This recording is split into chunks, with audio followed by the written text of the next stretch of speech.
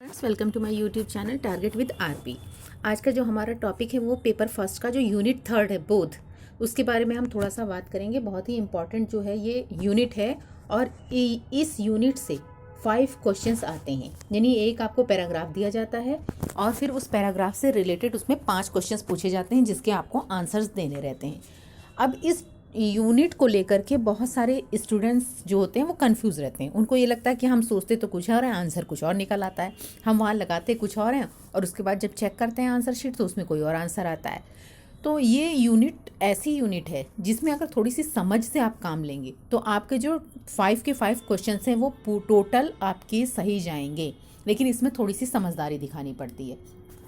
सबसे पहली बात तो ये कि ये यूनिट जो इस यूनिट के जो क्वेश्चंस होते हैं उसमें आपको जो है नंबर जो मिलते हैं बिल्कुल फ्री के नंबर होते हैं, अगर इसको थोड़ा सा इस पैराग्राफ को समझ करके किया जाए तो। अब इसमें क्या क्या समझदारी करनी है। सबसे पहले तो आप इस बात का ध्यान रखिए कि जब आप पेपर देने जाते होंगे तो क्या करते होंगे, बोध जो आपकी जो पैराग्राफ होता है उसे आप बिल्कुल लास्ट के लिए छोड़ देते होंगे कि जब हमारा जो लास्ट जो टाइम रहेगा उसमें हम बोध को पढ़ेंगे और उसके बाद उसका आंसर देंगे।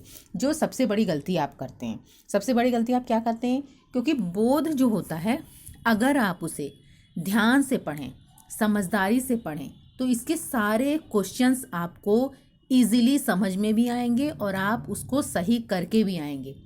लेकिन जब आप इस पैराग्राफ को लास्ट के लिए छोड़ देते हैं तो आपके पास इस पैराग्राफ के लिए टाइम नहीं मिलता। फिर आप इस पैराग्राफ को जल्दी पढ़ते हैं और जो भी उल्टा सीधा आपको समझ में आता है आप उसे टिक करके चले आते हैं, क्योंकि आपको लगता है कि ये सही तो वही होगा जो उधर से सही किया जाएगा, यानी जिन्होंने पेपर बनाया वो सही करेंगे। तो ऐसा कुछ भी नहीं होता, इसमें थोड़ी सी समझदारी दिखानी पड़ती है। और ऐसा नहीं कि इसको बिल्कुल लास्ट के लिए आप छोड़ दें।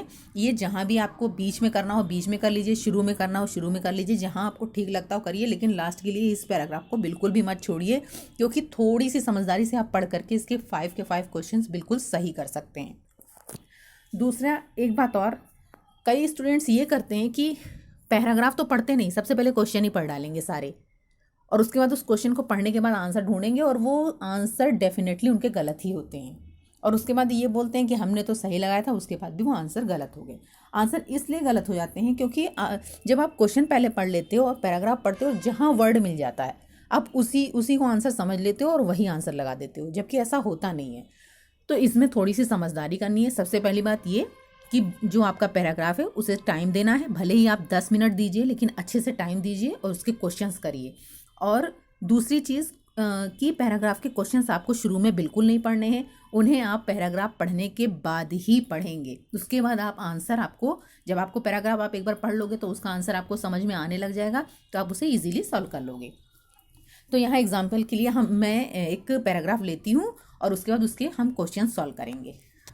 पैराग्राफ है, 20वीं शताब्दी का उत्प्रेरक तथा अनियंत्रित विकास उपभोगवादी समाज राजनैतिक भौतिकवाद तथा आध्यात्मिक अवमूल्यन है। इस अस्वाभाविक विकास ने पवित्र बोध की लोकोत्तर द्वितीय वास्तविकता की ओर प्रवृत्त किया है कि जैविक रूप से लोगों तथा मानवीय जीवन का ही हिस्सा है।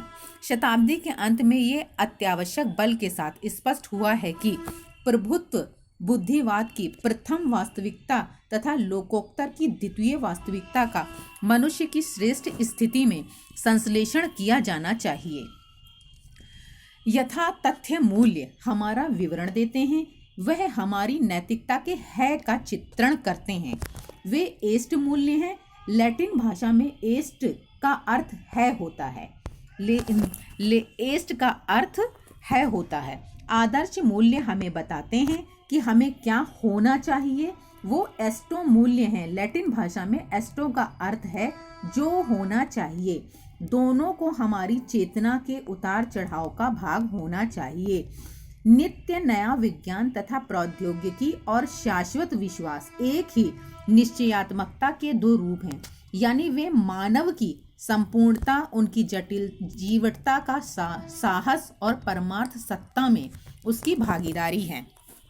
विज्ञान के भौतिक आधार धराशाही हो गए हैं। विज्ञान ने स्वयं सिद्ध कर दिया है कि द्रव्य ऊर्जा है, तथ्यों के समान ही प्रतिक्रियाएं वैध हैं, और उसने यह भी सिद्ध किया है कि ब्रह्मांड अभौतिक है।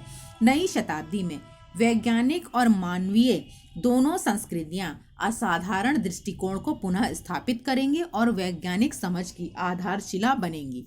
उससे इस पौराणिक मत को एक नया अर्थ मिलेगा कि प्रकृति का आधार गुणात्मक और मात्रात्मक है। मानवीय उद्यम मानवीय सरोकार के प्रति गैर जिम्मेदार नहीं हो सकते हैं। तो ये आपका हो गया पैराग्राफ। अब इसमें देखते हैं क्वेश्चंस क्या क्या दिए हुए हैं। तो हमारा जो पहला क्वेश्चन दिया हुआ है वो दिया हुआ है पहला क्वेश्चन हमारा दिया हुआ है, परिच्छेद में चर्चित समस्या समग्र रूप से किस पर विचार करती है। यानी परिच्छेद में जो समस्या दी हुई है, परिच्छेद में चर्चित समस्या समग्र रूप से किस पर विचार करती है। उपभोक्तावाद, भौतिकवाद, आध्यात्मिकवाद या असाधारण विकास। तो हम ऊपर देखेंगे दोबारा से। 20वीं शताब्दी में उत्प्रेरक तथा अनियंत्रित विकास उपभोगवादी समाज, राजनीतिक भौतिकवाद तथा आध्यात्मिक अवमूल्यन है। इस अस्वाभाविक विकास ने पवित्र बोध की, यानी अस्वाभाविक विकास, इसका मतलब ये हो गया। यहाँ पर आप देखेंगे परिच्छेद में चर्चित समस्या समग्र रूप से किस पर विचार करती है, अस्वाभाविक यानी कि असाधारण विकास की बात करती है। यानी पहला हमारा हो गया असाधारण विकास। नेक्स्ट हमारा क्वेश्चन दिया हुआ है, परिच्छेद में यथा तथ्य मूल्यों का अभिप्राय है। यानी जो यथा तथ्य मूल्य हैं उसका क्या अभिप्राय है, क्या होना चाहिए, उसके बाद क्या हो सकता है और कहाँ है। यानी कि परिच्छेद के अंदर आप देखेंगे प्रथम वास्तविकता की ओर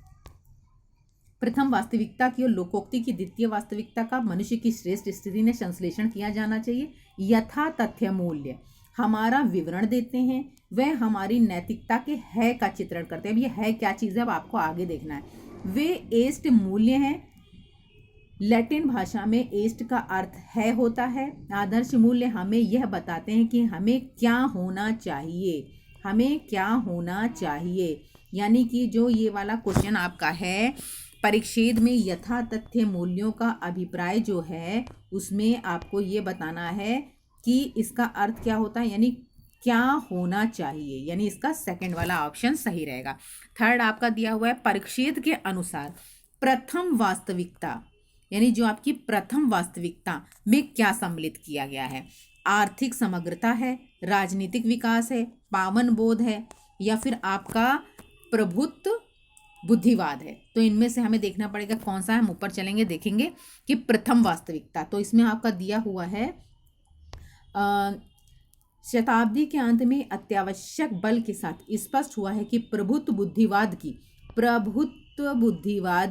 प्रथम वास्तविकता और लोकोत्तर की द्वितीय वास्तविकता। तो प्रथम बुद्धिवाद की प्रथम वास्तविकता, इसका मतलब आपका ये हो गया, परिच्छेद के अनुसार प्रथम वास्तविकता में क्या सम्मिलित किया गया है। आर्थिक समग्रता है या फिर आपकी जो है राजनीतिक विकास है, पावन बोध है या फिर प्रभुत्व बुद्धिवाद है। यानी ये हमारा फोर्थ वाला ऑप्शन सही है, प्रभुत्व बुद्धिवाद। नेक्स्ट हमारा क्वेश्चन दिया हुआ है, वैज्ञानिक तथा मानवीय दो संस्कृतियों के मेल का तात्पर्य है सामान्य दृष्टिकोण की स्थापना करना। ब्रह्मांड भौतिक तथा अभौतिक दोनों है।